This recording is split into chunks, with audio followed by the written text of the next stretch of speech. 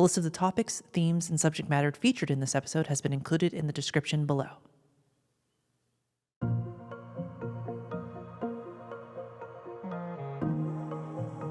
This is a Dicecape podcast.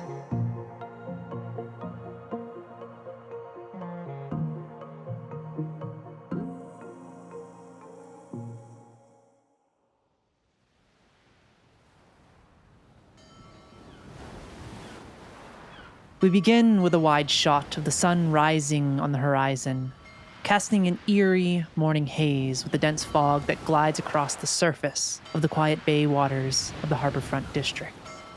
We push in on two weathered fishermen embarking on their morning ritual of cleaning crab traps. With callous hands and salt-encrusted faces, they battle against the relentless grip of dried seaweed and barnacles that cling to the trap like stubborn parasites. Can you believe this mess these traps are in, Jack? The fisherman grunts as he struggles to dislodge a particularly stubborn cluster of barnacles. Jack grunts in agreement, wiping sweat from his brow. Aye. Seems like the seaweed's gotten thicker lately. Must be the tides. As they continue this mundane task, their eyes scanning the water, something odd catches Jack's eye. Jack reaches over, smacking the other fisherman in the arm, pointing in the direction of something bobbing in the water. Pete, do you see something bobbing near the pillar there? We watch as Pete stops his work, turning to face the direction Jack is pointing, standing up to get a better look. We follow Pete's gaze as his eyes lock on to something. To the naked eye, it would appear to be a mere piece of flotsam, tethered to one of the concrete pillars that supports the creaking pier. But as we push in closer and closer, the tide beginning its slow retreat, it becomes evident this is not debris from a boat, but a body. As the realization hits the two fishermen, they quickly grab some of their equipment, both filled with a mixture of curiosity and trepidation. They approach, getting the best angle to try and help whomever this is. Summoning every ounce of strength and courage, they maneuver their equipment with precision, hooking on to the figure and slowly drawing them towards the safety of the pier. With each tug and heavy breath, as if they were pulling a crab trap from the water, they pull this waterlogged body onto the pier, their breaths caught up in their throats. Jack's eyes widen in horror as haze begins to surround them, the two fishermen completely unaware. The sound in this space becomes ethereal as Pete kneels down to the body, inspecting its back.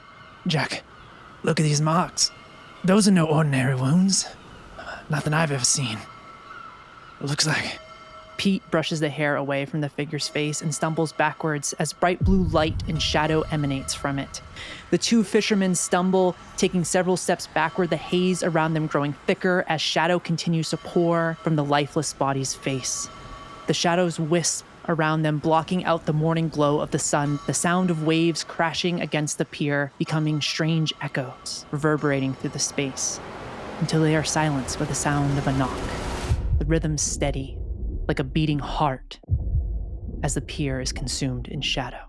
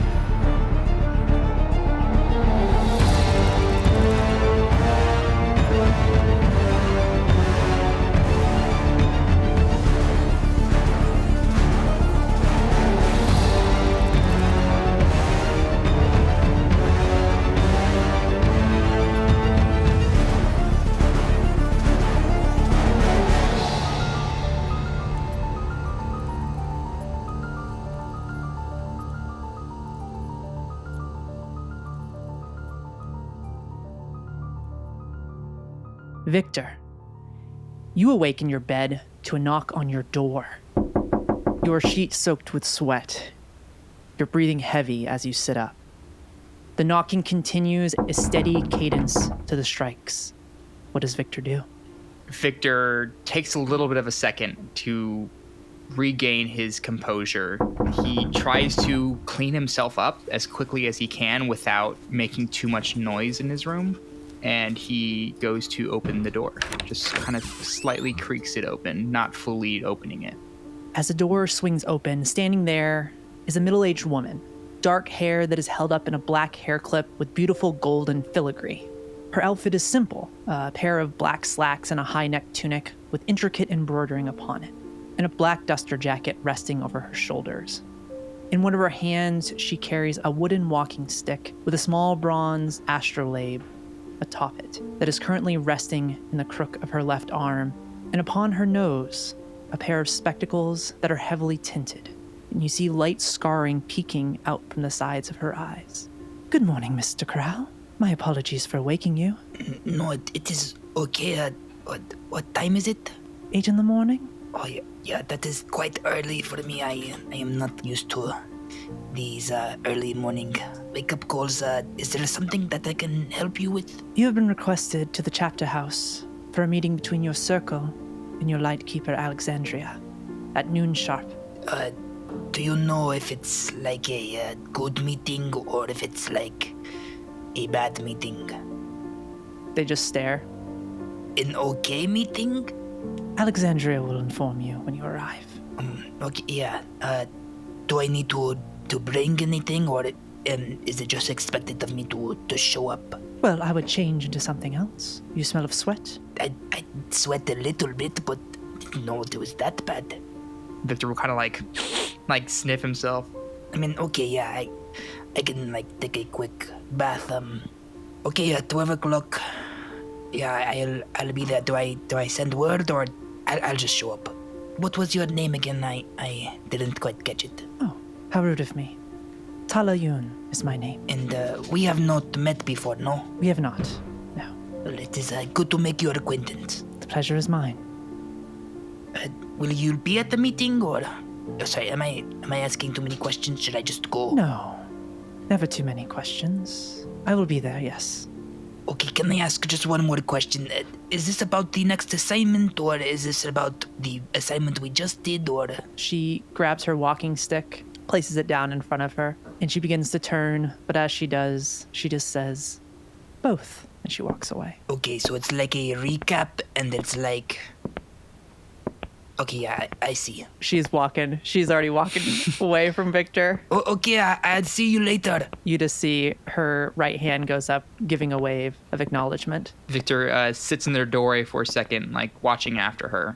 And as he finally turns to go back into his room, he says, Oh, Krish, I forgot her name again. Close his door. We fade away from this little apartment here in the South Levee and make our way to a small coffee shop located on the edge of City Park within the verdant Birchway district. Outside the dark natural wood exterior, we see an outdoor seating area surrounded by a small cast iron fence that wraps around the property. Usually, these seats are filled with customers enjoying the beauty of the park, but on this cool, gloomy day in Nevermore, the warm interior of the coffee shop keeps the patrons of the establishment within its walls. Pushing inside, we find the faint sound of chatter, the aroma of freshly brewed coffee and tea. Some of the folks within this establishment are enjoying a decadent artisan sandwich and a cup of hot coffee. Others sit in comfy chairs in various nooks around the outside of the coffee shop's interior. At the small tables scattered about the center of this little cafe, colleagues and friends enjoy each other's company. Amongst the patrons, sitting and conversing, is Professor Wright, and across from him, Eleanor Sinclair, a fellow member of Candela Obscura. How are you holding up from your injury? I know it's been a few weeks, but how are you managing? Well, I think it gives my face some personality. What do you think? I would agree. I'm glad it wasn't worse, and I'd be lying if I said that it wasn't attractive. It gives you an edge, which I'm quite fond of. For one of the first times when you said that, I was almost at a loss for words. But, every time I look in the mirror, it makes me realize I can stand on my own 2 feet in more ways than one. I think that confidence helps as well. She looks to Arthur. I think you're a lot more capable than you give yourself credit for. You're quite capable. And from what I read in the dossier, your last assignment proves that point. I'm sure they embellished. Oh, shut up. You know, as a completely off-the-cuff question, did I leave you with papers before the grade? Did you ever do that? Am I going to get in trouble? Yes, I left them at the chapter house. What, you didn't pick them up? I graded them all. Oh, so I'm in trouble either way. Okay. No, I did not pick them up. Well, they're still there, so you could probably pick them up sometime. So, have you heard anything back how the mother and daughter are doing? Last I heard, it's, physically okay. Mentally, of course, as you would imagine, probably pretty traumatized. I think Dom probably goes and checks in on them here and there, make sure they're okay. I think they're as good as they can be, given everything. Right. I mean, knowing what happened to her husband, and can imagine the little girl. But, well. As she ponders that thought, you hear the tap of a stick on your table. Excuse me. As you hear this voice, Eleanor's eyes draw up to the figure, and she immediately stands up, embracing them in a hug. Talayun, my goodness, it is wonderful to see you. Alex had mentioned you were back in Nevermore, but I wasn't expecting to see you so soon. Arthur, this is Tala, a fellow colleague of our organization. Well, it's my pleasure. And I'll reach out my hand to shake theirs. They immediately go and give a firm handshake before releasing it, clasping her hands back together. Alexandria told me that you and Arthur would be grabbing coffee this morning and that you would be here. They have requested your attendance at the chapter house by noon. Eleanor, it may be best if you head there with Arthur as well. All right, I can do that. We can leave together after we finish up here. I mean, do we have enough time to finish the coffee at first, I'm assuming? Tala looks to Arthur, a slight grin on her face. Would you like one to go as well? I mean, you can go with us too if you want. No, that's all right. I still have some others to track down. But you can finish your coffee, of course. I wouldn't want to ruin... well, enjoy your coffee, and we'll see you at noon. And Tala turns away, proceeding toward the front door, leaving Arthur and Eleanor to finish their coffee in conversation. As we shift our focus away from the two of you to another district here in the city, to the vibrant and mystifying Crimson Lantern District, where it is still quiet, the last place in the city of Nevermore to wake.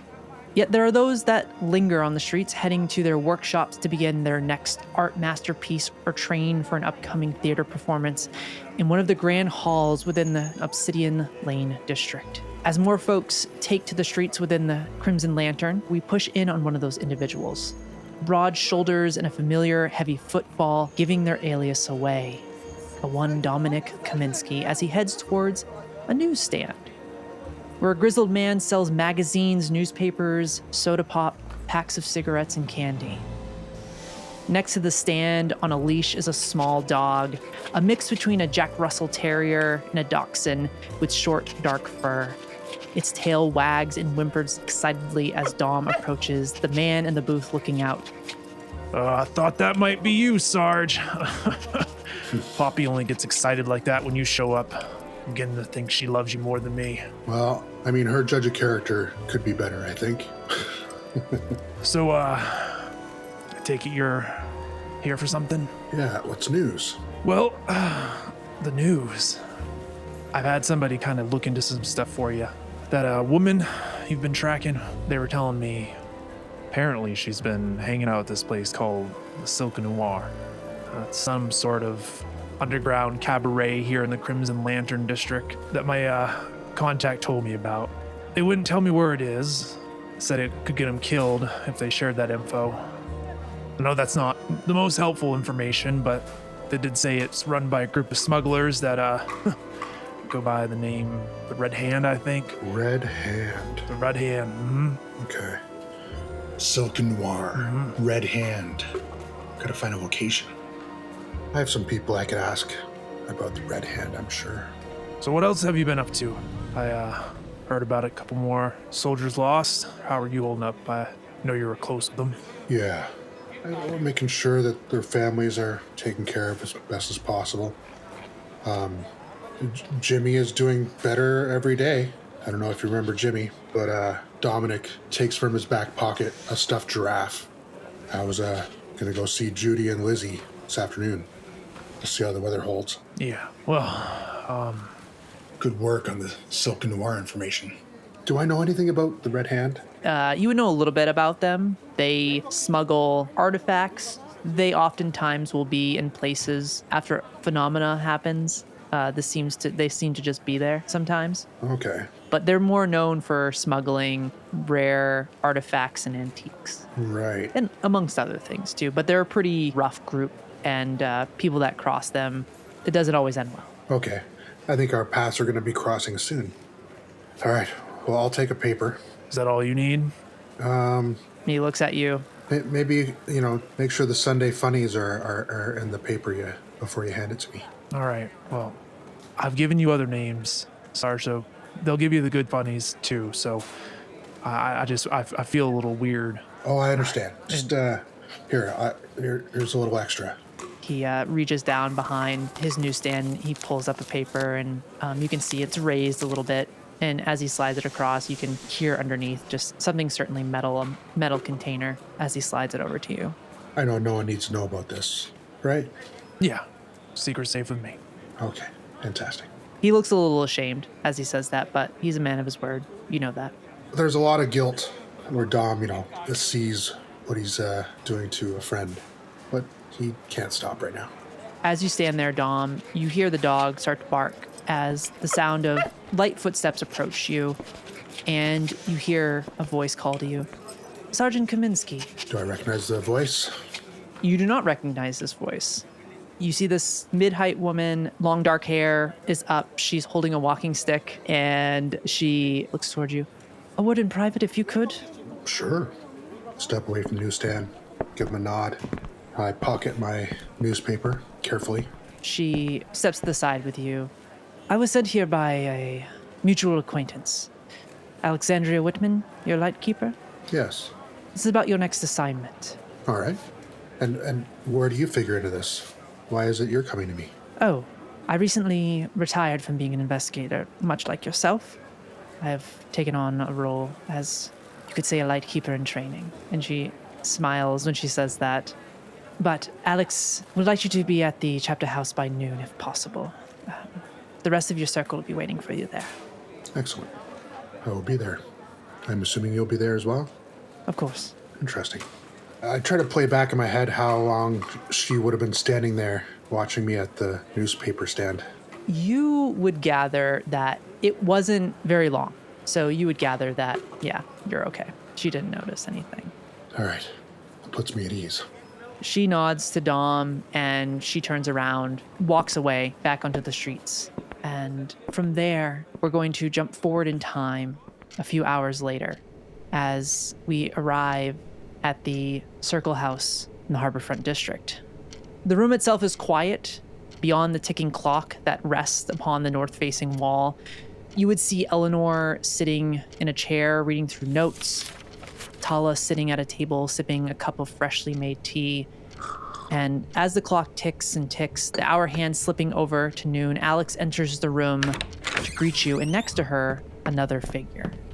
Jake, could you describe to the group what they see? You guys see a taller fella, maybe around 6 foot. He's got a kind of dark blue suit jacket on, and it's got some swirly patterns that kind of adorn it. Underneath that, he's wearing a black button-down shirt. He's got some fingerless leather gloves on, and he's got some messy brown hair, some 5 o'clock shadow, and around his left eye, there is a scar that kind of looks as though veins or like branches come out from his eye. Cool. As Alex and this figure enters, you see Alex motion them to go and sit, joining the rest of the group. As you see in her hand, she's carrying this rectangular wooden box with a handle. She places it down upon the table that sits in the center of the room here, her eyes shifting up to look at Arthur, Dominik, and Viktor. Thank you all for gathering on such short notice. I hope you all have had time to recover after your last assignment. I would have liked you all to have had more time to rest and recover, but time is of the essence. You see she opens the box, unlatching the locks, revealing this object inside. You see an old communication radio, something that would have been used in the war, but it's unique in the sense that there are tubes coming out the top of it. And at the end of these tubes are syringes. Looking closely, you would see what appears to be residual liquid within the tubes, crimson in color. It seems there may be some loose ends that we've overlooked during the last assignment, and I'm afraid that may have led to what I am about to share with you all. Alex's eyes appear to gloss over for a moment, but she steels herself and continues. Earlier this morning, it was brought to my attention that a body was found at the pier. A couple of fishermen saw something bobbing up against one of the concrete pillars and brought it in. Apparently there were strange markings, abnormal puncture wounds, and a familiar disfiguration. Officer Navarro of the OUP contacted me this morning and informed me. She pauses, withholding a piece of information that may already be realized by some of you. The body that was found was one of our own, member of your circle. And as she says this, she takes the device out of the box and begins setting it up on the table. She looks towards the figure that came into the room with her. Scott here is familiar with this device and helped me complete the procedure. It should give us some insight into what happened during the last 10 to 20 minutes of Marvin's life. Once we play it, it can never be heard again. That is why I waited for you all to arrive. Scott just stands at the back of the room, kind of leaning up against the wall, 1 foot on the wall, arms crossed, with a toothpick in his mouth. Just kind of knowing that they have the more personal connection will kind of stand back. What? Oh my god. Dom is speechless. He's just shocked. We need to know more. Sorry, you are saying they died? I'm afraid so, yes. What? Do we know how? This device should tell us, or give us some insight into how. I was gonna say, I think I'd shoot a acquisitive look to Eleanor. Just almost like a confused look. As you look over at her, she is in just as much shock as everyone else in this room. She's sitting up, looking towards Alex, towards the three of you, eyes wide. Alex starts twisting the dials upon this strange radio as whirs and static and whispers and a tinny tone start to play from it. Now make sure you don't finish the process until you're ready to do it. She looks to the rest of the group. Are we ready? Of course not, but let's go. I am with Dominik. Play it. I suppose there's only one thing to do. As the static fades into the sound of waves crashing against the docks and seagulls cawing overhead. There is a sound of fishermen moving crates from the day on to carts pulling them along the pier. You hear this rhythmic thud of wheels as they roll against the uneven wood on the pier. You hear a small crowd talking until it disperses, footsteps fading in the distance, but then there's another set of footsteps that are approaching as a voice calls out, "You've got to touch, Marv. Those tinctures of yours are flying off the shelves faster than gossip in a small town, I tell you what." Oh, they always sold themselves. They've never been hard. They're kind of fun to sell, actually. You do a hell of a job. I mean, I need to get some pointers from you. You know, hey, I know it's been a bit, but, you know, do you want to catch up, have a little drink tonight? I mean, I feel like we haven't talked in ages. I mean, I'm not doing anything. I've sold what I can for the day, and it'd be nice to just sit down and chat for a bit. I feel like you told me one time you really enjoy, what is it? What is it, the drink? Is it Rocky? Is that what it's called? Oh, that's the one, yeah. It's got like that little bit of licorice flavor. Yeah. I picked some up earlier, and I was thinking about you, and I was like, oh man, I gotta go catch up with Marv, you know, and I figured I wanted to come down here and catch up. Did you know it's best over like a little bit of cold water? Here, just take a swig of the cold water and then like throw back a swig of the Rocky. It tastes great that way. He takes the water, you kind of hear it moving, and takes a gulp, then a sip of the Rocky. Oh yeah, that's it. Don't drink all of it. I'll have one too. Oh yeah, come on, yeah. Here, and he hands over the flask to you for you to have a sip. Oh, it tastes as good as I remember. It's pretty good stuff.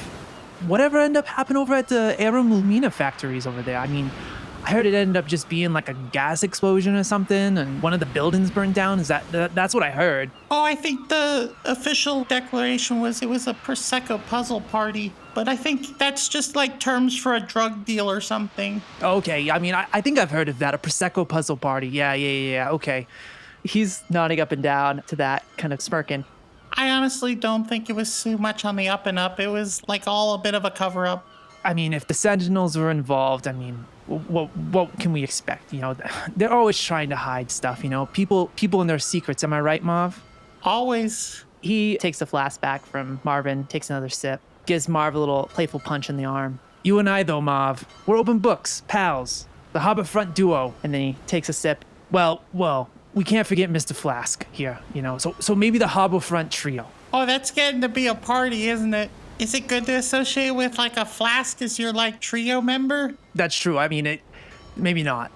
That might say something about me. Yeah, no, I like the Harbor Front duo. It sounds better. It's got a nicer ring to it. Yeah, it was kind of fun. So, Marvin, I've been meaning to ask you about your tinctures. I've never had the pleasure of trying one, but a buddy of mine at the paper had one once and said it was amazing.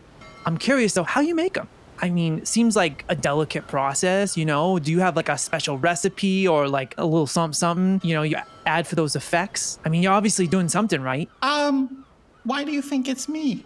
I told you before it's the Great Wellness Weaver. Oh, all right. Interesting. I just thought it was a trade secret or something. Makes sense, though. I mean, it's your thing. It's the Wellness Weaver. I get it. He goes over and grabs a couple pebbles, and you start to hear tossing into the water, the impacts rippling out. Marvin, I wanted to mention, I know you were in the Emergence War, and I heard about some soldiers made me think of you. Apparently they were... something strange got them. What? Yeah. I mean, being a reporter and all, I hear a lot of things. You know, I heard that whatever attacked him, and he gets in close. And you catch there's an acrid scent on his breath. But he leans in close, gets real close to Marvin. I heard that whatever attacked him stole their faces, and that's crazy, don't you think? Yeah, that would be crazy if it were true. Where are you getting these, like, news stories from? Your sources are getting worse, Charlie. Maybe it's the day drinking. It could be, you know, I've been doing a lot of thinking. Maybe I should give it up, but I don't know. Makes you feel good, makes you feel better, stronger, you know, but... You're acting a bit strange. Are you sure you're feeling okay? Why don't you just take it easy on the Rocky? I know it hit hard. I don't know. I just been thinking a lot about, you know, I'm sorry to bring that story. I don't know if I ever told you this, Ma, but I lost a lot of good friends and family in the war too. At this point, he lights a cigarette. Was it like your parents or something? I feel like a lot of us got left behind and abandoned because of that. Yeah, my parents, my brothers and sisters, my cousins, my second cousins. I mean, a lot of them died. That's awful. Do you feel like a deep sense of loss like I do? I mean, something, you know, important taken from you? Not because of the war, really, but just like we're not there for one another so many times. Yeah. So many people died alone. Yeah, isn't that funny? As he says this, Marvin, you start to feel a little off kilter. The world around a little brighter than normal. Your hands wispy, a glow about them. Charlie walks over. You feeling all right, Marv? You're looking a little paler than usual. I'm okay. I just need to stand up. It's all right.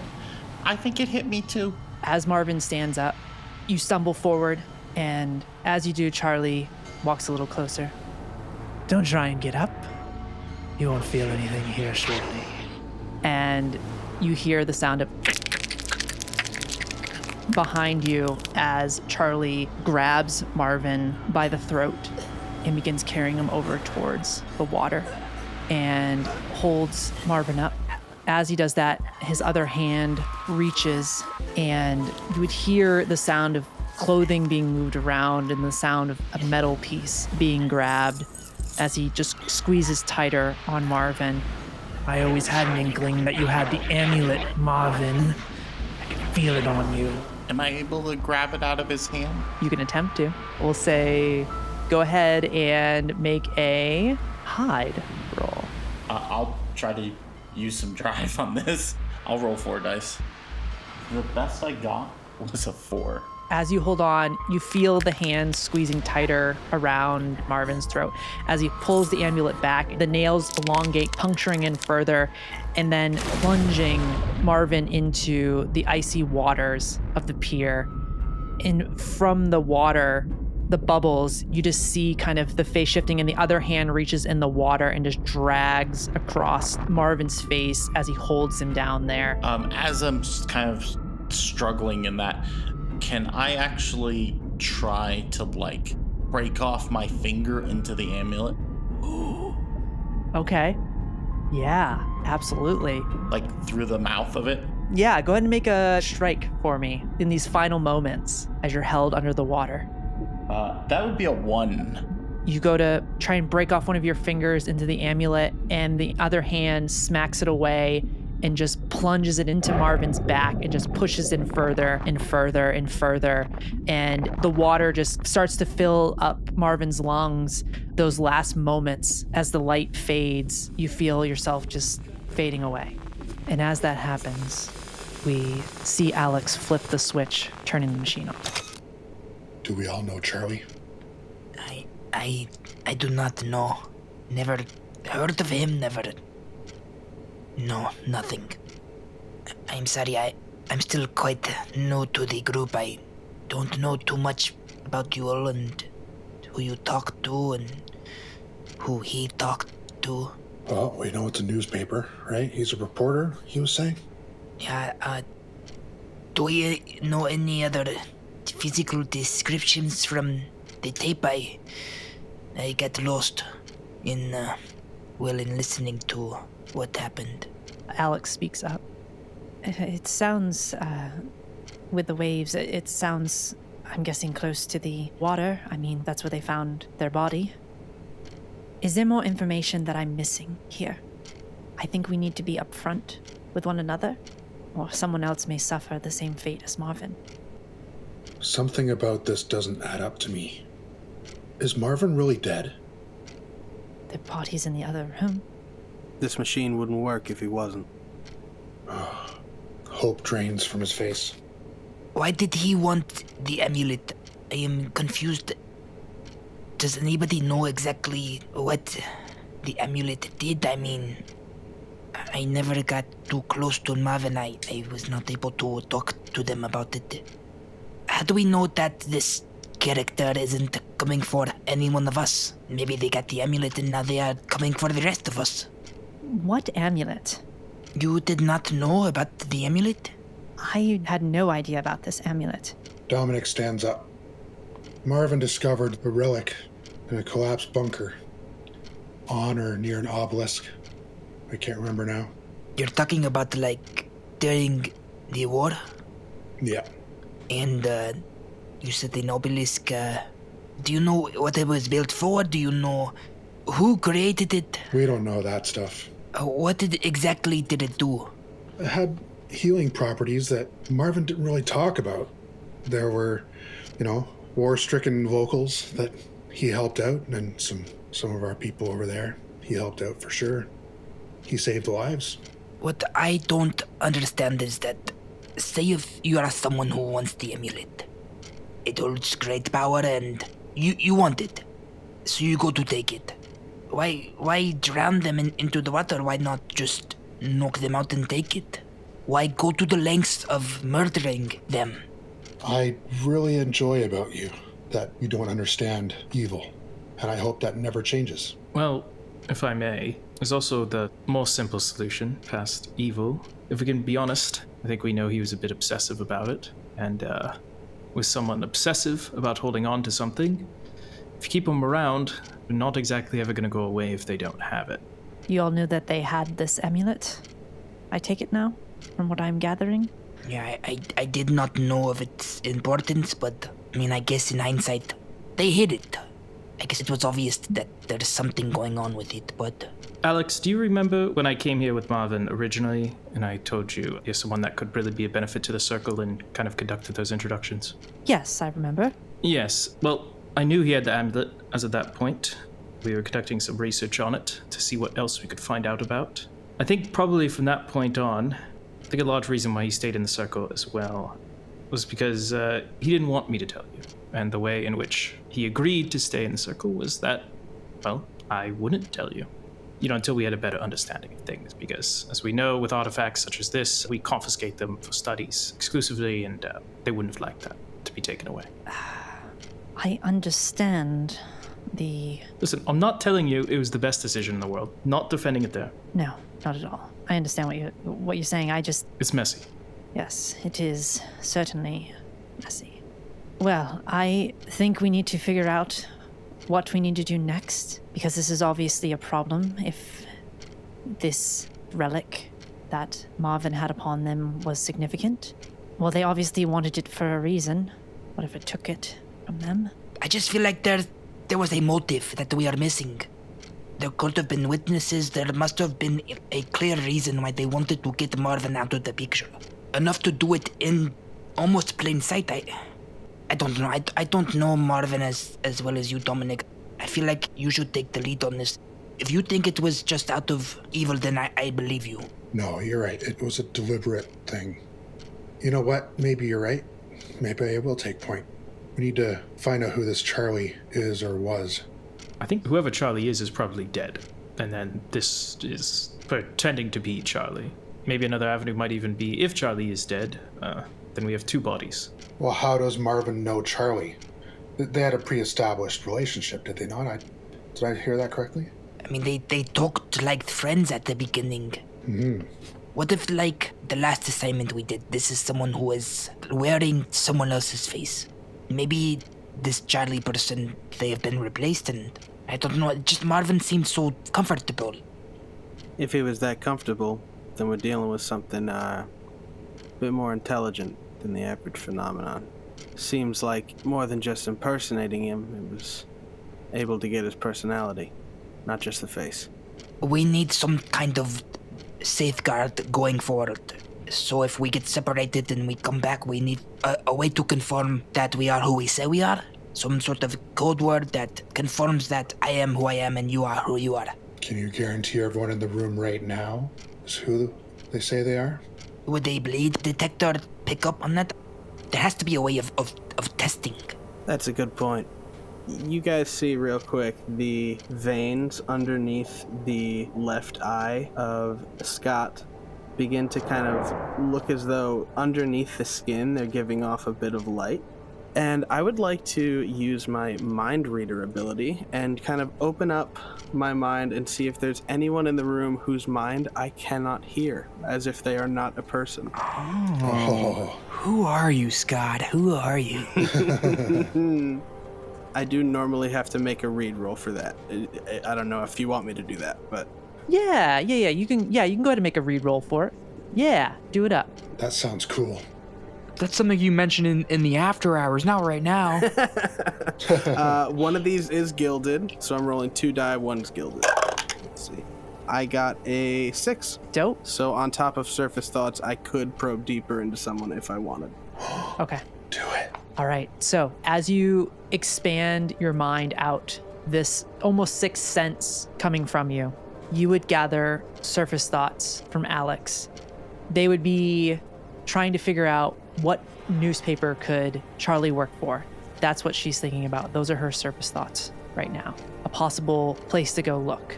Talyun, she would just be thinking about the delicious tea she's enjoying right now.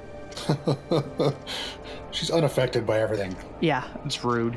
Eleanor, in her mind, you would gather just her worry for the rest of the group, particularly thinking about Arthur. Oh. What are y'all's surface thoughts that Scott gets? Mine are, how am I going to trick the rest of the group into believing who I am? No, it's my surface thoughts are part of it's like, who is this guy? Who is this new person kind of checking us all out? And it's awkward for one person to be killed and another one to show up. But it's also, what was the motive? Just a lot of like, who was Marvin? Who were they talking to? Who is this Charlie? Is Charlie alive? Are they who they said they were? Or were they pretending to be Charlie? Just a lot of like racing thoughts about this whole situation. Dominik is thinking about times on the front when he saw Marvin pedaling with letters in hand and how it would have been the happiest, time that week. And Marvin was responsible for it. How Marvin helped him get through that horrible experience and how he supported him after they came back from the war. Yeah, he's also thinking about newspapers. I think Arthur's mind goes to kind of the sad irony that someone who heals could heal everyone else other than themselves when it came down to it. And then his mind kind of wanders and he looks to Eleanor and starts thinking if these creatures can enjoy a cup of coffee or not. As he just kind of continues to glance her way. Does Scott probe deeper with anybody? I do not. Okay. Everyone here is who they say they are. At least as far as I know. I don't know you all too well. I won't do that again without consent. I don't want to be rude, but do you mind just kind of going into who you are? I'm Scott Grayson. Been with Candela for about 2 years now. And did you know Marvin at all, or? Not at all, but they needed somebody to come help you. So I'm your guy. Known Alexandria for a while. She kind of brought me in here. You ever serve, Grayson? No. I bartend, not a server though. Do you have any sort of... Like I said, I'm kind of new to Candela. Oh, I can tell. Do you have any inkling of what Charlie could be, or what the amulet is, and I don't know, any details about obelisks? Oh, I don't know anything about all that. Seems like you all knew him a bit better than I did, so... And Dom, you said you found it with them at the obelisk, but you also do not know exactly, how do I say, the finer details of why the obelisk was there and who created it. We didn't ask a lot of questions. We saw a lot of things over there.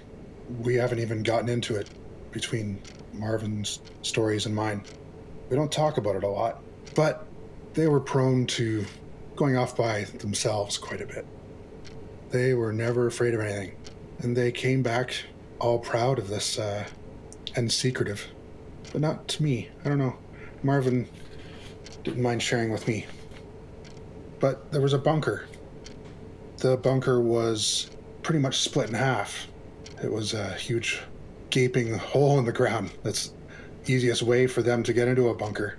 And it was down that crevasse that there was an obelisk. Finders keepers then, huh? Yeah. He did so much good with that. Imagine if it was just locked in a box or just, behind glass. We have talked about this amulet doing good, but do we know if it is capable of doing bad? Everything is when wielded by the right person. That's right.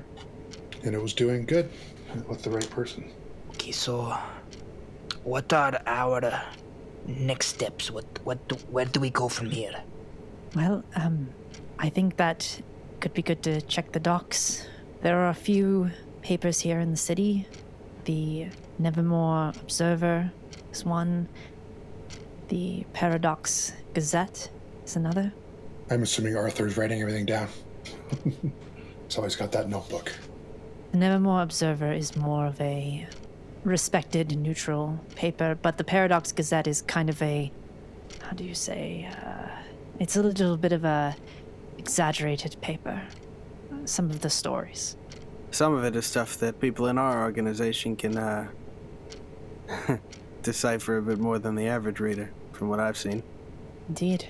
So, I think there are a couple options to see what information you can glean about this Charlie individual and figure out exactly what this amulet is all about and why it is so important. Can we use this machine anymore? We can't, rewind it further, so 5 minutes before that? No. It's done. We actually stretched its typical capabilities with that. Damn it. It sounds as if the most dramatic one is probably the best place to start. I would say if he worked for the Paradox, then he's probably got a bit better of a chance of running into a phenomenon. Accidentally stumbling into it. Just an observation. I just keep going back to that picture that was on Liz's wall in her closet. I believe I'm next. All of us shared that secret. I think that might be the common thread. I could be wrong, and I pray I am. I don't think it's going to get any better with us sitting here. Say, we get a move on, see what we can see, play it from there. That's kind of what we always do. Now it seems in poor taste to say it's worked out well so far, but every time we've been together, it's worked out okay. Listen, I know it's gonna hurt, but I think you guys have a body to inspect before we leave here. Yeah, I mean, that seems fitting enough. Which door was it through? As Scott says this, Alex looks over at Scott and just puts her hand up to her temple. All right, it's this way. And she walks to the door to the left side of the chapter house here, but she stops at the door before she lets you all in. The only way we were able to extract that information from Marvin was through exsanguination. Yeah. I figured. All right. So she opens the door, and you see there's a blanket over them, but you see Marvin's body with the blanket over. They are completely covered right now. She would walk over and just stand there, and she would let you all decide if you want to do it or not. Dominik is going to march over and take the sheet and pull it down to the shoulders. I need to see if there's a face at all. As you pull the sheet down, you see the hair where the hairline meets the face, but there is no face. It is gone. It almost looks like from the blood being removed from the body. It's even more disturbing to see. I'm really sorry. They briefed me that he's not the first one that you've seen like this. I'll let you guys have your moment. I will go ahead and pull a handkerchief out, put it kind of over my nose as I walk up. Alex, what did they say the main point of experiment was from? Alex goes over, and you can see around Marvin's neck, it looks like it was crushed. The body is certainly waterlogged a little bit. It looks like a combination of a few things, primarily drowned, and there are puncture wounds in the back as well that certainly cause a substantial amount of damage. So a combination of the two. And you would see too, like a slash mark across one of Marvin's hands, and one of the fingers kind of is broken a bit as well. It looks like they were certainly trying to do something while they were being held. Alex, could I borrow a glove, please? Of course. She goes over and opens up a drawer, pulling out a pair and handing it to Arthur. I'll put them on, and I want to take a closer look at the puncture wounds. See if there's anything I can glean from that. Yeah, go ahead and make a focus roll for me. I would say, as long as you don't make a failure, nothing will happen, but it is a low stakes, but I'll say on a failure, there's a possibility of taking a mark. A 5. Okay, as you look at the puncture wound, it looks like not only was it an impact causing physical damage, but it appears that there was certainly bleed pumped into Marvin's system. You would also notice that there's almost, it's really strange, this film across the face where it was as well, but certainly a lot of physical and bleed was caused to their body. You know, when I said I want to take lead on this, Arthur, I think you just make the decisions right now, okay? Sounds good. Do you want to say your respects and wait outside while I finish up? Yeah. Thanks, Arthur. Of course. And then I'll take off the gloves, drop them in the dispose, and I'll kind of pull Alex aside and just kind of go over everything again with them. Recount. Yeah, she would give you the information that she had. She's obviously a little distraught as well. Seeing one of your investigators dead is never easy, but yeah, she shares what she can with you. And she eventually walks to give Dom some space too in here. As they do, Dom, is there any last moments here before you join the rest of the group? Marvin, you little shit. I can't believe the way you trusted that Charlie guy. I can't explain it. It's really nagging at me. But Marvin, we're gonna have to get that amulet back. That's the other thing I'm disappointed in you about. Do you know how many bodies I've had this sort of conversation with? I always thought I'd go first, and you'd be telling me this sort of thing.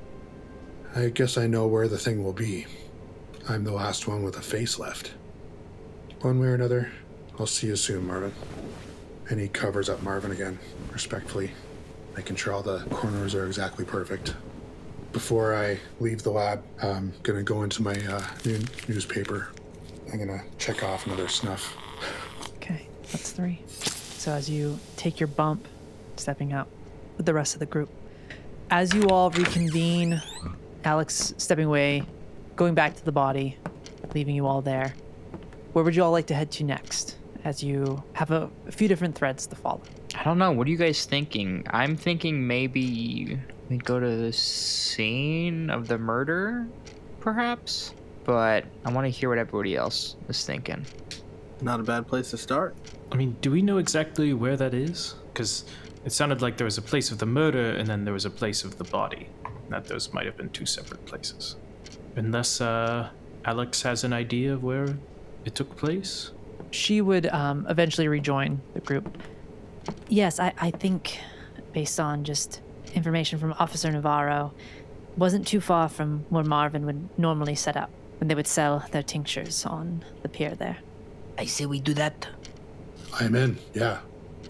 Dom's a little distant. I'm following you all.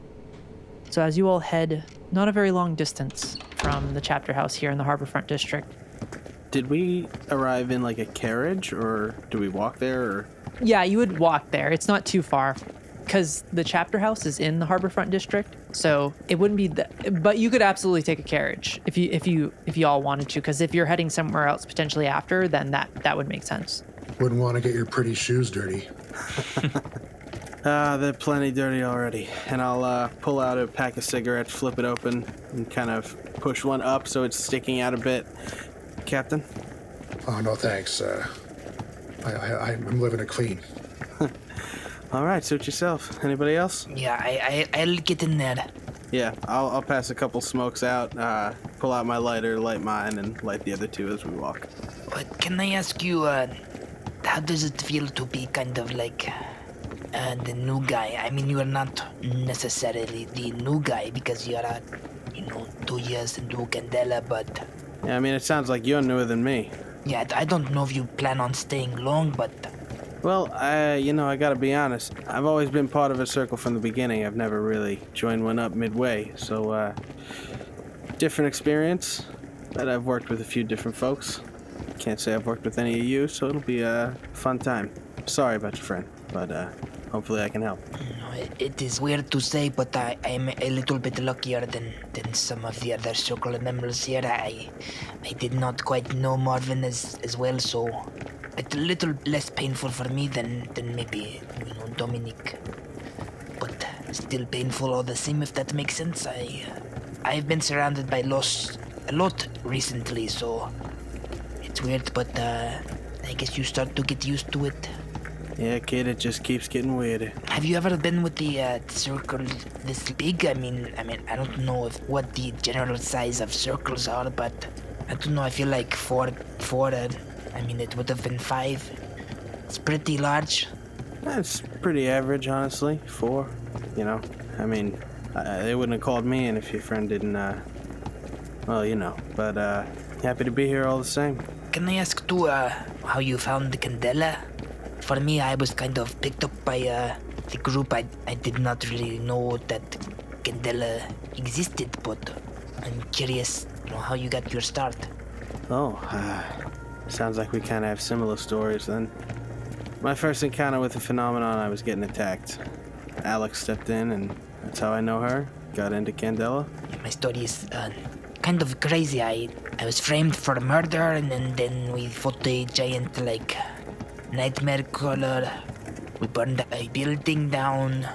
I don't know if that's technically considered arson because we intentionally burned the building down, but it was to take down a spider creature, a nightmare crawler, It was a nightmare crawler, but I wanted to call it spider because it was a big spider. Look, you can only call it what you know. I mean, I get it, you knew. But... Yeah, and, a nightmare crawler is a lot more, syllables, so I just say spider. It's 2, so spider, nightmare crawler. Definitely easier to say. Definitely easier to say. Yeah. So we killed the spider. I think we killed the spider. Thinking back on it, I did not see the spider die, but it was in the burning building and it fell down, so... the spider is totally dead, but that is beside the point. That is kind of how I got my start, and, I've been with them since then. There were a lot of eggs. Yeah, there were a lot of eggs.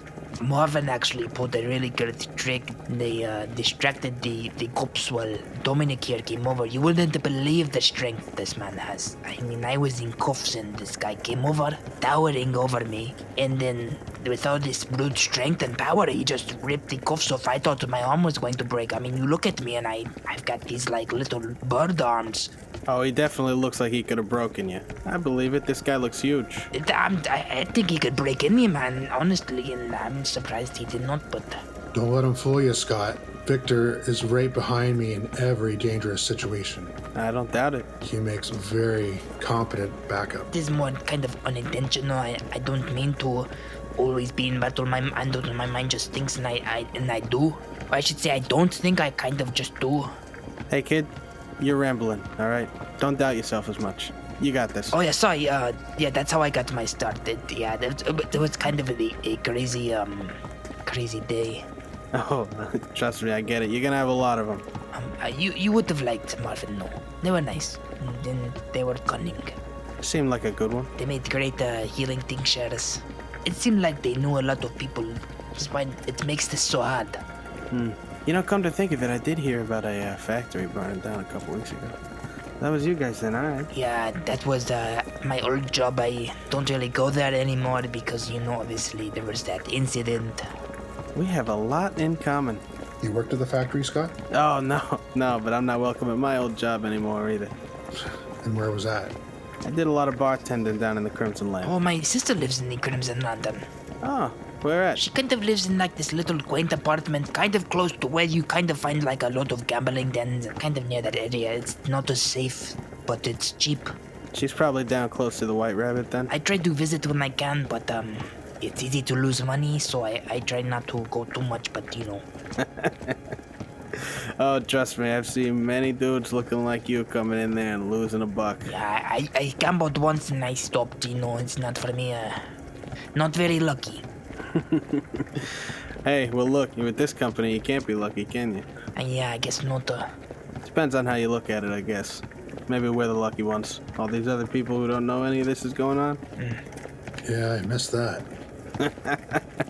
You're telling me. Hey, just to circle back there, Victor, you remember we had the conversation about having no money? I set you up with the TA thing so you could make money. Are you telling me you lost all of it? Like, as it came in? Is that why you still have no money? No, that was, okay, so I gambled once and I lost money. It wasn't, I mean, some of it was TA money at the time, but that was the only time, and then after that, I mean, most of my money go to my sister and to rent, and it went to Philip. Obviously, it does not go there anymore. Look, don't give the kid a hard time. What are you, OUP? Excuse me? I said don't give the kid a hard time. What are you, OUP? Sorry, I'm making a joke. Sure. Something like that. No, he knows what he's doing. Good. Yeah, I mean, you seem like you're all pretty smart, so. Yeah, wicked smart. Arriving near the pier, you see there's a heavy fog that hangs low over the water, adding this eerie feeling as you all approach the scene where your circle member's life was taken. There's a dim glow of lantern lights piercing through the mist here, casting long shadows over the weathered wooded planks of the pier. It becomes evident that there was a sign of struggle here. You see small pieces of fabric embedded in the worn pier that leads closer to the edge, where the pier drops into the icy cold waters of the bay. Seeing this as you approach, what are you all doing as you try to glean additional information beyond what Alex has presented to you? I think I'm going to be looking for if there are any people there that seem to, typically kind of hang around that area. Common goers, stalls. Yeah, absolutely. You do see, as you all approach the spot there, you kind of see this older, grizzled fisherman kind of looking over at your group. He's like sipping on a flask or whatever. He's trying to be inconspicuous, but doing a terrible job at it. As you kind of see him, he looks away, walking back and forth on the pier, trying to not gain any attention. I'll point over towards his way, kind of thumb over there, turn to the rest of the group and be like, I think he is being literally as conspicuous as possible, if anybody wants to talk to them, specifically with me. I am not very good at interrogating, but I want to get better, so I can try. I'll join you, Arthur. Oh yeah, Dom. Get him.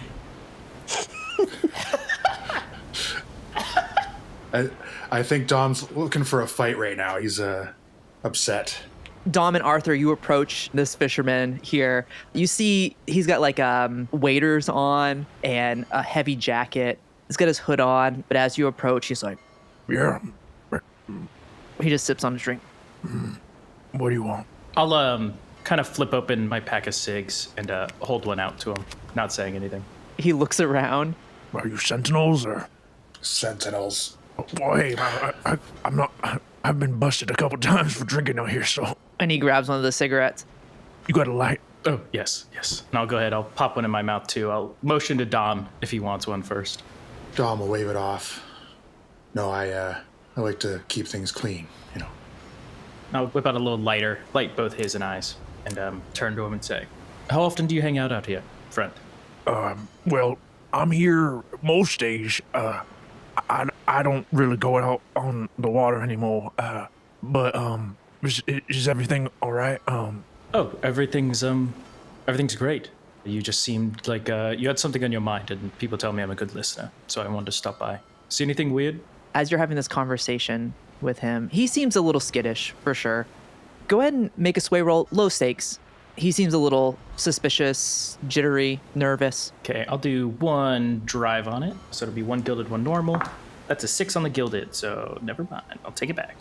Nice. Ooh, nice. Get that drive right back. I was thinking of helping, but I only have a 1 drive in cunning. Oh, boy. I think to kind of ease some of his caution, I'll literally take the drink out of his hand and take a sip and hand it back. You're not going to be in trouble. Oh, good. It's good stuff, huh? It's the best. Yep. Yeah, so I was out here last night, having a drink, of course. Naturally. And, well, I honestly thought I was seeing things. I thought I had a bad bottle of booze, but it's a little hard to explain. Over there, I was stacking some crates here, and I saw someone getting attacked. But whatever was attacking him, it wasn't human. I mean, You see at this point, he's reliving the moment as he continues. I've heard stories from soldiers that work on the docks here about what happened in the war, and honestly, I just thought those were war stories, but seeing what I saw last night made me rethink what they said. You would see kind of the shift in tone. There's certainly some regret. I was gonna intervene, but honestly, I hid like a coward behind some boxes. I completely understand. It sounds like it was a very scary thing to have witnessed. I probably wouldn't have been one to jump in either, but maybe you can make it up on the tail end of it. Would you mind walking over with me and just kind of showing me what happened? Maybe we can spot something. Yeah, sure, yeah. He walks over with the two of you.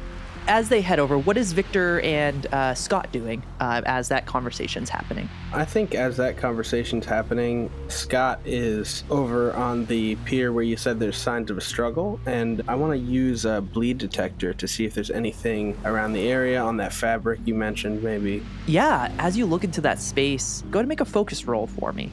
Okay, I have 1 in focus. I think I will use one of my intuition drives. And I'll say it's not super high stakes. It's a pretty low stakes roll. That's a 6 and a 5, so the 6. Dang, hot dice Satisfying tonight. dice sound, too. Ooh, Oh, thank you so much. Thank you so much. dang. Yeah, so as that conversation's happening over there, looking at that fabric, you can see there's pieces scattered about towards where it drops off. And as you look over, you see in the water, kind of attached to one of the wooden beams that holds up the pier, you would see a piece of like fabric flapping. It looks like a cravat. And Viktor, you would know that Marvin wore a cravat. Hey, that looked like something your friend might have worn? Yeah, that's something that they actually wore quite a lot. I wish I had like a net on me. I'm not a very good swimmer. I mean, I don't want to say you're the new guy and all, but maybe you can... Look, buddy, from what I've heard, you're the new guy. Sometimes you gotta get wet. Yeah, okay. Yeah, I thought I could do something there, but Yeah, I see. It's all right. You'll find your footing. okay, here I go. And Viktor will kind of take a few steps back and then like jog and cannonball, like plug his nose as he jumps in. Oh shit, you're jumping You're jumping full in? Oh my I'm jumping god. into the water to go Holy get shit. that. I'm jumping in. Oh my god. Okay. Yeah. And Viktor impresses Dominik once again. Victor, yeah, so you just see Viktor leaps into this icy cold water. And let's all remember how thin and frail Viktor is. That water hits you and it is jarring as you into that water. And luckily it's not crazy rapids. You do have to dive down a little bit into the water. So as you swim to collect it, Viktor, you would notice on the wooden beam there where the piece of the cravat is, you would see small little fish feeding on what looks like flecks of skin. Oh, God. Oh. And you would also see etched in there an image, very jagged, but you would see an image of an obelisk, essentially. But why your eyes are drawn to that is those fish that are feeding on the skin that's remaining there. In that moment, you remember back to Marvin's finger being all messed up when you went in to see the body. Mm-hmm. In these last moments, it looks like he tried to give you all a message. As you kind of come up, in that area, I'm like, whoa, kid. I gotta be honest, I didn't really think you were gonna do that. All right. Hey, you're dedicated. All right, well, when you're ready to get up, and I'll put my hand out to, help you. Viktor tries to waddle over as best he can, and he gets over to your hand and he goes, It is very cold. Yeah, let's get you out of there, buddy. Let's get you out of there. Come on, kid. As you pull Viktor up, Dom and Arthur arrive with this figure. As the three of them would see Viktor just clothing sopping wet as you arrive here to join Viktor and Scott. This kid's crazy. He jumped in there. Was the water a nice temperature, Viktor?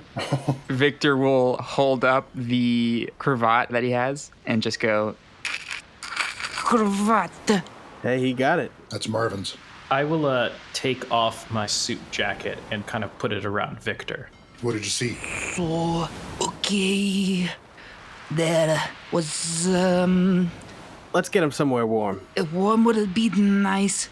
I got a little hut. We can go over there. I might have some clothes you could throw on that are not frozen. A drink would probably also help warm him up from the inside. Yeah, here. And he hands the bottle of booze to Viktor. Viktor will take a swig from it really quickly. He's not really a big alcohol drinker, so immediately kind of spits some of it out. Well, it's not how you... Oh, man. That's good stuff, man. Hey, you probably just spit out a couple dollars. Yeah, that's that's a day's work. Oh, God. Follow me. You were offering. I didn't know you were going to spit it out. Oh. It's like if someone handed you a bandage and you just ripped it in half instead of using it. That's kind of like the same thing you just did. Well, it's like if I ripped a quarter off of the band-aid. So it's not in half, it's more like a corner of the band-aid. Give me the bottle. You lost bottle privileges. You can't act like that. Okay, what I saw, there was a obelisk. A what? I think Marvin might have scratched. It wasn't an actual obelisk, but it was a drawing of an obelisk. I think that Marvin was trying to send a message or do something. I don't know, but there were fish feeding on skin flakes and did I say obelisk? There was a drawing of an obelisk and So that's why his finger was in that condition. I should have known Marvin would be so clever. Obelisk. I know what that means. What does it mean?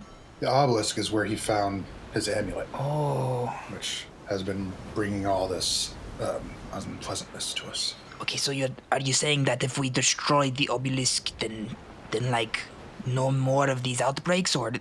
I wish I could tell you one way or another. I have no idea about that aspect of it. But Marvin, they were telling us that they died for what they found at the obelisk, I think. Well, look, if this is the last thing they did and knew that this thing was taking the amulet, kind of seems like maybe that's where it's going next or something. Yeah. Whatever we do, we have to go there. And you see this fisherman, he pulls out from his jacket a broken piece of a chain. It's a bronze chain. And he also hands this waterlogged card to you as well.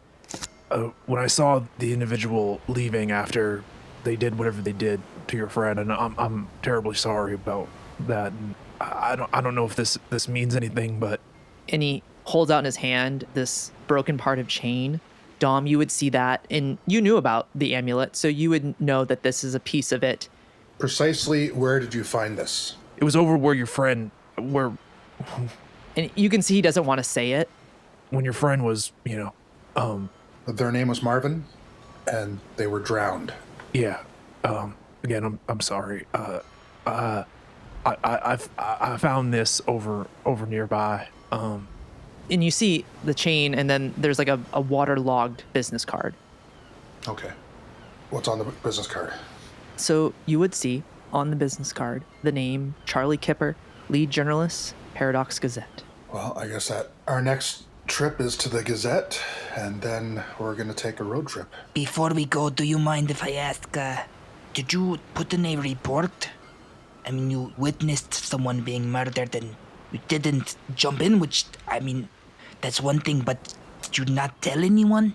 I mean, I came over here after to try and see if they were still all right. They were gone. I'm assuming the water pulled them out. I don't trust the Sentinels. I'm sorry. I didn't report anything. Nor should you trust them. Totally fine. And we appreciate you speaking so plainly with us. It'll do a lot of good, so take comfort in that. Sorry about your friend, Marvin. Again, I hope you find the person that did that to him. Nothing for you to be sorry about. You didn't do anything wrong, but thank you. And he just takes another swig of his drink. And he finds some older clothes and gives them to Viktor to change into. Really just simple slacks. They're too big, but he has a belt that you have to just tie to hold the pants up. It's pretty baggy on you, but it'll do the trick. It's a lot better than sopping wet.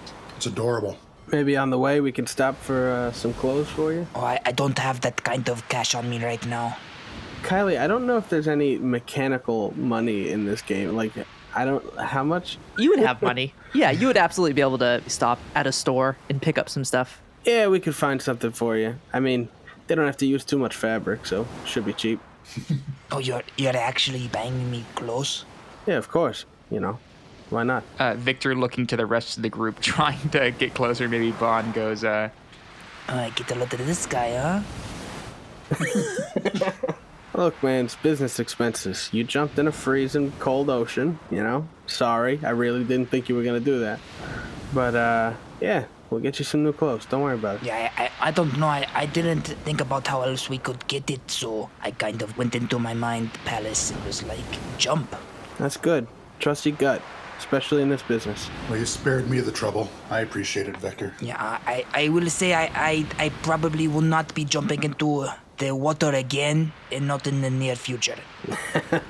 Kind of that was like a one-time thing. Anyways, it was cold. Let's go.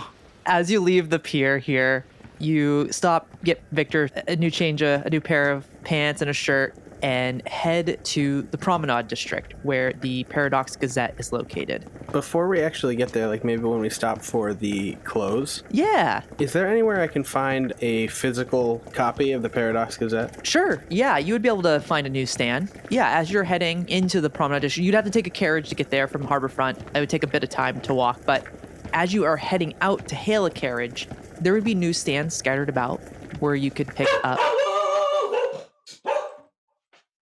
Sorry. All right, we'll pause for a second. I didn't realize there were jump scares. Yeah. Jesus Christ. This is a horror podcast. This is a horror podcast. Yeah, that scared the shit out of me. Yeah, me too. Sorry about that. He's a little bit jumpy. Cool. Yeah, so easy enough.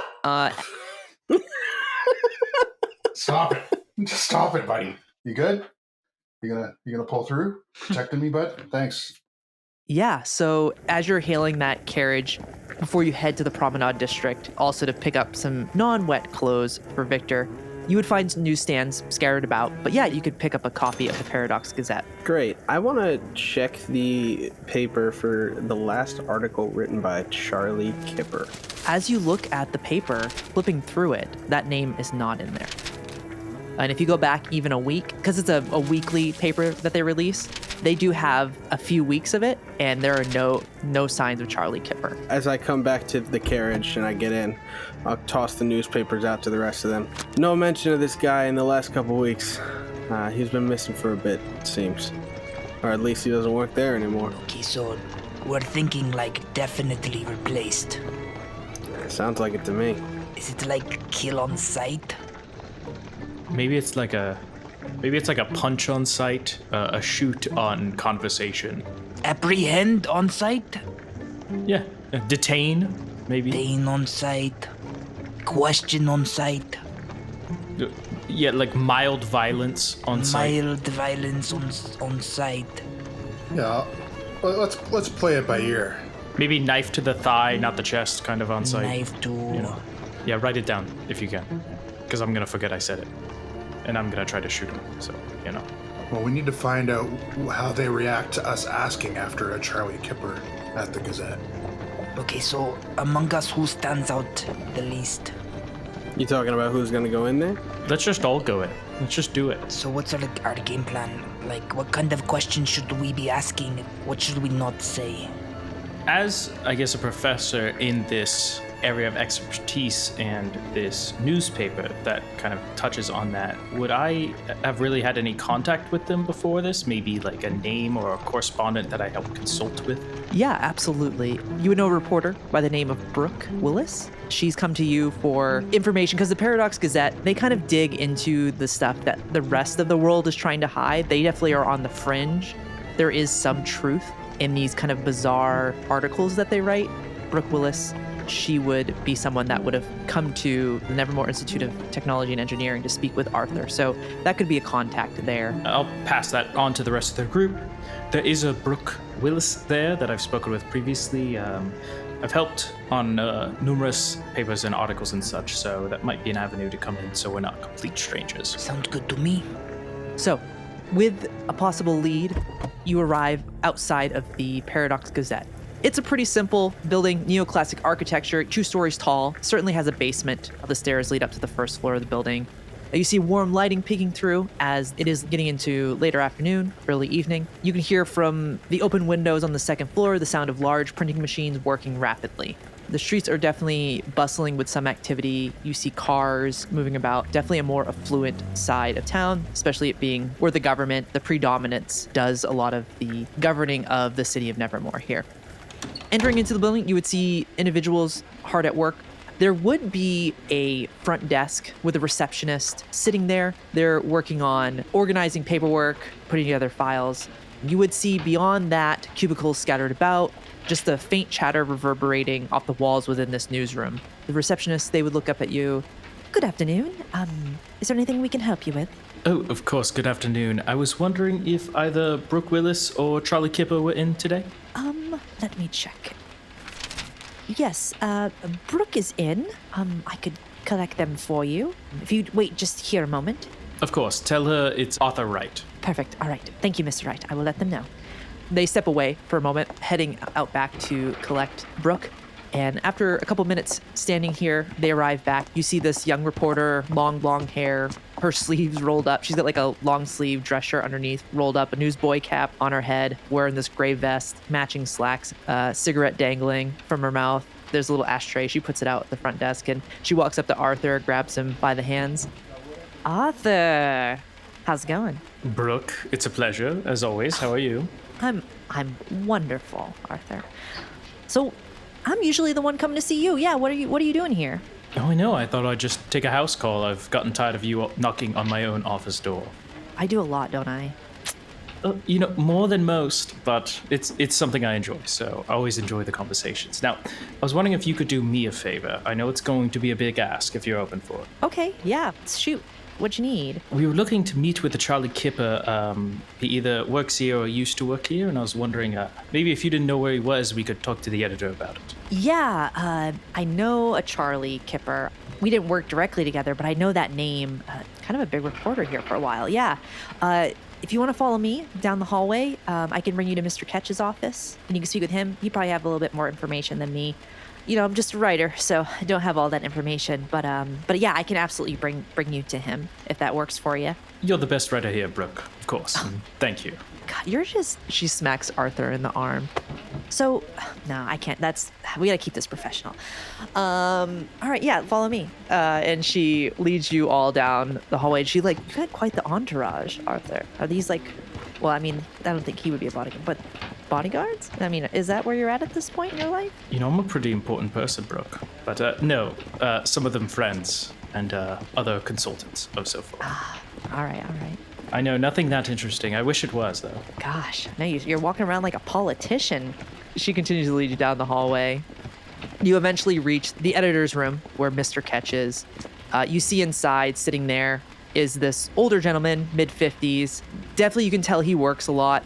The room is pretty organized and well put together. You see articles framed on the wall as you enter in. Brooke knocks on the door, but doesn't even wait for him to respond. She just opens it up. Hey, boss. Sorry to bother you. No, we got some deadlines to hit, but these folks here are looking for some info on Charlie Kipper. I thought you might be able to help them, and honestly, that's not part of my job. So, I got some stuff to do. Have a great time. Arthur, I hope to see you around sometime. Maybe not work-related, if you know what I'm saying. All right, cool. So, yeah. Whoa. Huh? Well, you know where my office is if you ever need a conversation. I do. And she turns around, gives a wink, and then walks back to her cubicle as Mr. Ketch waves you all into his office. Wow. Arthur, I didn't realize you knew such interesting women. Stop staring, Dominik. It's not a good look. Don't stare. As we walk into his office, have I ever seen this guy, Mr. Ketch, frequent the White Rabbit? Yeah. I might know that too. As you look at him, it takes you both a beat, but it's his comb over that really sells it. You've seen him with a toupee on, but he's got his little comb over trying to hide his balding head. What is his drink of choice? His drink of choice. He always orders a cosmopolitan. Nice. As you enter in, he puts some paperwork to the side. Good afternoon, gentlemen. May I ask who you all are? I will go ahead and outstretch my hand for a handshake with him first. First, I'm Professor Arthur Wright. Pleasure. He shakes your hand. It is cold and clammy. It's about what I expected. This is my friend Viktor. Dominik. And Scott. Ah, hey, Mr. Ketch. Hey, oh. Old-fashioned, right? No. I'm a cosmopolitan, man. Ah, sorry about that. Can't remember them all, Hey, it's all right. You still working at the White Rabbit, or? Not so much these days. I'm in a different business, but yeah. Well, you look good. Look happy. Thanks. Appreciate that. You do too. Doing my best. Scott's doing well in his new position so far. Oh, new position. Very good. Just got tired of the long nights there, or? Yeah, it was rough. A lot of rough nights. That's understandable. I mean, it's quite the establishment, I will say. Yes, it is. Well, enough of that, though. So Charlie Kipper, yes. May I ask why you're interested in Mr. Kipper? Are they in trouble? Did they do anything wrong? Well, to be honest with you, a friend of ours, we haven't been able to really get in contact with them, and I know they were good friends of Charlie, so we were just checking up with them, maybe to see if they saw them around. Oh, sure. Charlie actually has not worked here for about 4 months now. I unfortunately had to let him go. Well, I shouldn't really say this, but I think he was starting to use Glimmer quite a bit. His demeanor changed, and his work started to get sloppy. He was an incredible reporter and had a knack for digging up information on stories that the Predominants and the Sentinels were trying to keep from the general public. But I think in an effort to do so, got a little hooked on something, and his work diminished quite a bit. So I had to let him go, unfortunately. Any of Mr. Kipper's notes would be very helpful for us. Is there anything like that around? Sure, I can give you some of the articles he worked on. What was he working on towards the end there? There's been reports of a lot of strange deaths happening throughout Nevermore, that there were always odd reasons given to why the individual was found dead, or they'd blame it on someone and things just weren't adding up. He was particularly interested in those afflicted by things that happened from the Emergence War. Those were kind of his story focuses. And was also very interested in the Arum Lumina mineral, but let me grab some of those articles for you. Any notebooks would be especially helpful. Stuff he hasn't printed yet. If this is something of concern, I can give you his address if you'd like to go speak with him yourself. That would be great. All right. He grabs a piece of parchment paper and begins to write out Charlie's address. He doesn't live too far from here, about 15 blocks away, where the Promenade, Crimson Lantern, and Obsidian Lane district intersect. He lives in those apartments there. He did well for himself. It's too bad that he got hooked on that stuff. It can really do a lot to people. Oh yeah, I've seen stuff like that. Mr. Ketch, I believe I speak for everyone when I say I appreciate your cooperation in helping us get in contact with them. Oh, of course. I'm sorry I couldn't provide more information. I hope this is helpful at least to get some answers. If there's anything I can help you with later. What you've given us has been helpful so far. We'll have a look through these articles. We might find something, I hope. Just from the top of your head, anything strike you as especially out of the ordinary in your memories before you let him go? I think the thing that was most jarring is he would be here late, and he became very frail towards the end before we let him go. It really broke my heart to do so, but I had people complaining and, his demeanor certainly changed towards the end. How long was he using before he started showing those symptoms? From what I know, he started using pretty heavily. I would assume a couple of months before we let him go, but there's so many nasty strains out there that, we've written some articles about it, and perhaps he got himself hooked on some of the stuff that I think may have been laced with something else. It's quite an epidemic going on here in Evermore. Mr. Ketch, can I ask you a very off-the-cuff question here? Sure, absolutely. How good of a reporter is Miss Willis? She's pretty good. Okay, great. I just wanted to make sure my consultations were being set to good use. Oh, all right. In exchange for as much help as you've provided for us today, feel free to use me as a resource, as Miss Willis has. Oh, fantastic. I will absolutely keep that. Do you have a card or anything? Is it best to just reach you at the university? University will be the easiest. I'm typically there after class for my office hours, and that's normally where I get caught up on mail and such, so that'd be the easiest way. Perfect. All right. Well, I will definitely take you up on that because I'm sure there's a lot we can talk about. Definitely some strange things happening in the city, and I would love to get an expert's opinion on some of them. So that would be wonderful. My pleasure. Right, well, we're on a bit of a deadline here, but... Of course, Mr. Ketch, we don't want to keep you too much longer. I appreciate what you told us already. So, as you head out of the newsroom here, leaving Mr. Ketch's office, walking out down the stairs back into the city streets, what would y'all like to do? Real brave of him to talk about Glimmer like that. I've seen him do it a couple times. I take it with a grain of salt, as I'm sure you already have. Yeah, of course. Always do. So what, we're going to his personal apartment? Is that the plan? Seems like the place to go to me. Let's see if he's home then. Shouldn't we, prepare, shouldn't we prepare for a fight? Here's the thing, kid. You stay prepared. Always prepared for a fight. That was a pretty hard line, I'm not gonna lie. Dominik opens his shirt and shows you his body armor. I'm prepared.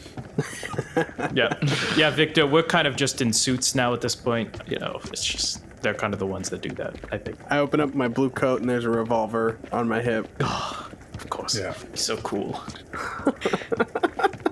I have my 44. He's so much cooler than us, Viktor. I'm kind of... Viktor, I don't like it anymore. It's not funny anymore, Viktor. I lift up my pant leg and there's a bayonet there. Ugh! And I have brass knuckles in my pocket. I've been telling you, I want to get a gun. I don't know why the lighthouse does not give us guns. Why do I have a 2-shot gun that's so not practical in the scheme of our line of work? Hey, the 6-shot isn't too bad. The reason you have a 2-shot gun, Arthur, is because you'll be lucky to get the second shot off. That's a lot of smack talk, Dom. I wouldn't even mind a 1-shot gun. Do you want to I take a shot and then I hand you my gun and then it's kind of like a 1-shot gun? It would be kind of a hassle, but I would like to. Do you just want to hold it for now? You ever held a gun, kid? All right, take the gun. Take the gun, kind Viktor. of scared. Hey, aim it away from people. Viktor, take the gun. Okay. And Viktor will kind of grab it, and you can tell that there's he's not used to the weight of it, so his hand immediately kind of drops a little bit. We're inside the carriage at this point, right? I was gonna ask, are you guys on the We're in fucking the street right now? I think Jesus. this is in the street. This is 100% in the street. I was like, I'm about to fucking have you make some sleight of hand rolls. Jesus Christ. This is absolutely not hiding it in the middle of the street. handing Oh the gun. my god. Absolutely no doubt. About it. Yeah, sorry, a hide check. I was like, I'm about to be like, man. there's some Sentinel officers patrolling. Like, I'm screaming, Victor, take the gun.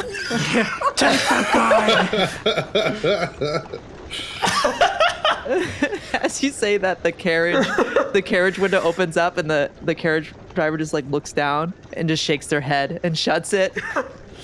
Okay, so you arrive at the apartment. Upon entering the foyer, you're greeted by like this warm, welcoming interior as you head toward a set of stairs. As you ascend, you hear the creaking wooden staircase to the floor where Charlie's apartment is located. The hallway itself is dimly lit by flickering electric lamps, casting a bit of an eerie shadow along the faded wallpaper on the walls.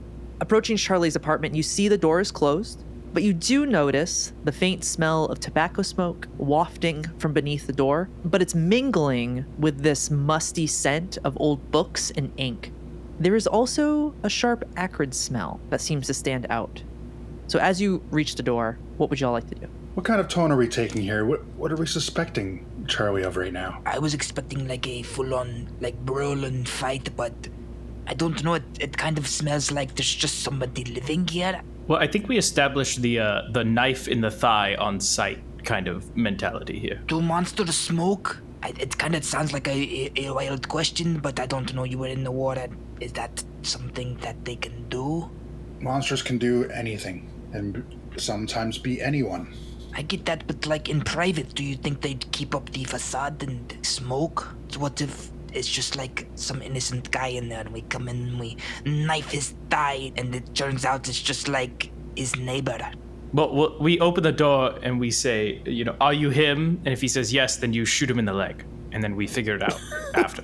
I think that's kind of the plan. Because if you shoot him in the leg and he's not a normal guy, he's gonna we're gonna know. I've never shot a gun. I don't know. I mean, I can aim and I assume I pull the trigger, but That's about it. I don't know how good my aim is. I mean, he's probably got a big thigh. It's like one of the biggest pieces, so. Dominik stands up extra tall. Boys, let's be professional here. Let's knock on the door, question him, be ready for violence at any second. Agreed? Sounds good to me, Captain. Yeah, I'm sorry. It's Sergeant, but not Sergeant anymore. Thank you. Sure. As you go to knock on the door, I will mention, with it being an apartment complex, there are other doors on the same floor with you, so keep that in mind. As you knock on the door, there is no answer. But you do hear a door open up down the hallway, and this old lady pokes her head out. Hey, ma'am, how you doing? Good. Scott, go question her. I'm gonna open up the door now. The door is locked. I'm gonna shoulder it. Excuse me, what are you doing? A wellness check. We are his friends. We are worried. Talk to her. Hi, ma'am, how you doing? We're just checking in on our friend here. We haven't heard from him in a few weeks. Okay. Mr. Kipper? Yes, Mr. Kipper. He used to meet me every Thursday for drinks. I just haven't seen him in a few. Yep, every Thursday. I don't know if you should be. Why are you breaking into his home? Oh, well, ma'am, we worry for his safety, We just want to make sure everything's all right. I saw Mr. Kipper last night. You did? Uh-huh. That's good to hear. I mean, where'd you happen to see him? Oh, I was just walking my little, And you see there's a little dog. It's like a little Yorkie. I was taking Peaches out for a walk, and I saw Mr. Kipper. They waved back. Oh, Peaches, that's wonderful. That's good. While they're keeping her busy, I'm definitely breaking in. Wait. Is there a doormat or a plant? He's had time to jump out a window. I gotta get in. No, there's not. So Dom, I'm gonna have you gotta make a roll for me. It's a strike. It's a strike, baby. High stakes. 3 dice. One's gilded. And high stakes is because of this old lady. You know what? I'll put in a couple drives. Why is your friend? Just one drive. Are you gonna hurt Mr. Kipper?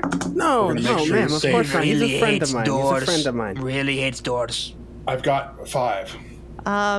She's like, she's gonna leave, but she closes her door in front of Victor and Scott. And you hear like the sound of, Oh, I start knocking again. We got a couple minutes. Let's do this. okay, countdown dice has been added. You shoulder the door, Dom. As you enter the apartment, it's definitely a bachelor's pad, but there's vintage furniture that's juxtaposed against sleek, contemporary gadgets that you see in this space. However, what stands out when you bust through that door is a wall covered in this eclectic array of papers and notes pinned haphazardly in this frenzied manner. See, now that's worrying. There does not sound like there's anyone in here, but you see on this wall cryptic symbols and diagrams on these pages. Okay, Victor and Arthur, take everything down, gather it all up. Scott with me. We need to look at the other rooms in the apartment. Before I move past the doorway, I want to make sure that I close the door behind me. And then once it's closed, I'll take out my gun and follow Dom. Okay, pretty small apartment. When you enter in, there's the living room, kitchen, dining room is in that first space. Walking forward, kind of straight in, to the left, there's another doorway leading into the bedroom, and then to the right of that is a bathroom. Both doors are closed. Of course. I'll take one, you take the other. How about you cover me, and we'll do the bathroom first. I'll get the door, you cover. Sure. You go to the bathroom door, open it up, and that's where we're going to end the episode. Oh, okay. Oh. All right. All right. Oh. Oh my. I was so close to being like, Scott, just break into her apartment too. Just just do it. Just kick in the door for her apartment. Just whatever, bro. I guess we're holding people at gunpoint all of a sudden, but here we are. Yeah, vigilantes now. That's what Candela Obscura is all about, baby. Yeah. We've descended. Yeah. Hello! Kylie Holub here, Gamemaster of Season 1 of the Streets of Nevermore podcast. I wanted to take a moment to shout out our Patreon subscribers, Benjamin Hadler, Kenneth Torek, The Final Homes, Seth George, and The Third Man for your support. If you're interested in becoming a Patreon of the podcast, please head over to patreon.com/Dicescape to learn more about the available tiers and the perks you get for becoming a Dicescape Patreon subscriber.